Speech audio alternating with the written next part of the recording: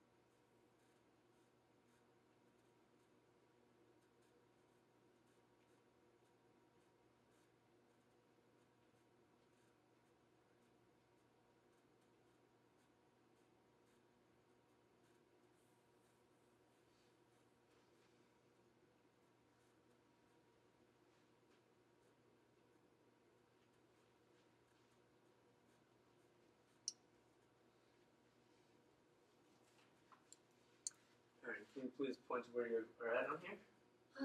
Probably light to somewhat hard. Light to somewhat hard. Okay, so that's an RPE of 12.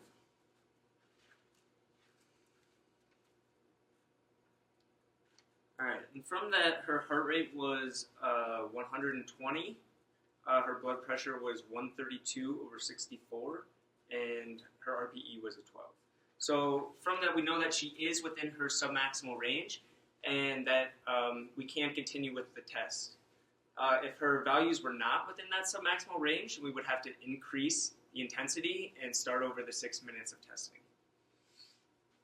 So also earlier, before she started the test, we set the bike to the right height for her. We'd set the level of the bike at the level of the greater trochanter when she was standing next to it. And so now we're just waiting for her to get to that 5th and 6th minute so we can, again, take her heart rate, RPE, and blood pressure. And so we'll take the heart rate actually at the 5th and 6th minute to ensure that she is in a steady state for the exercise. Still feeling all right? Yeah, not much has changed. All right, very So good. moving on. Well, only a few more minutes and then you'll be done. Perfect. Also, I just want to mention, so if she is within that steady state, we will stop the test at that point. However, if I take the measurement and her diastolic blood pressure drops or changes by more than 10 beats per minute, if the systolic blood pressure randomly drops with increased intensity, those would be other indicators to stop the exercise test. Also, if she requested to stop due to uncomfort or any other problems, we would want to go ahead and stop that test. All right, another 45 seconds or so.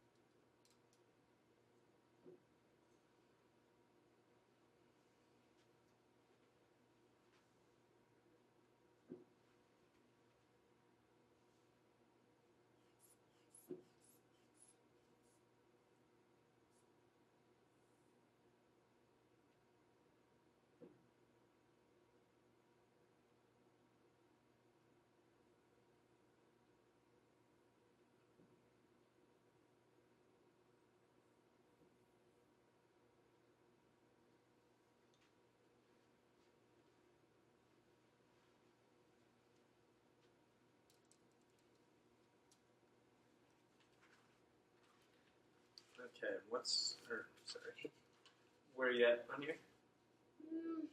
Probably maybe somewhat hard. Somewhat hard, okay.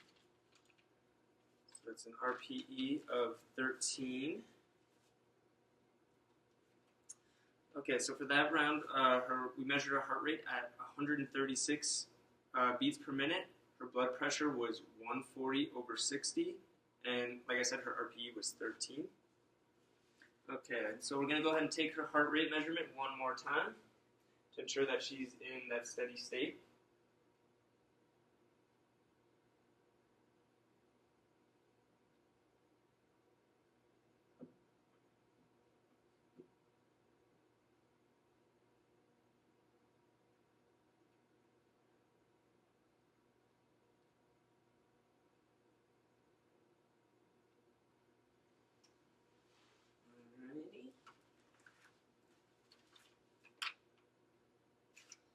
Alright, and so for that one, she got 138 beats per minute, so that is within 5 beats from the previous measurement, so she is at steady state, and we can go ahead and stop the test. But first, we're going to go ahead and perform a cool down, about a 5-minute cool down at about 25 watts.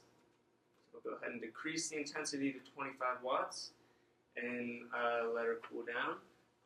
And then after the cool down, we'll again take those blood pressure, RPE, and heart rate measurements to make sure that she's responding appropriately and that all of her values are returning to towards that resting state.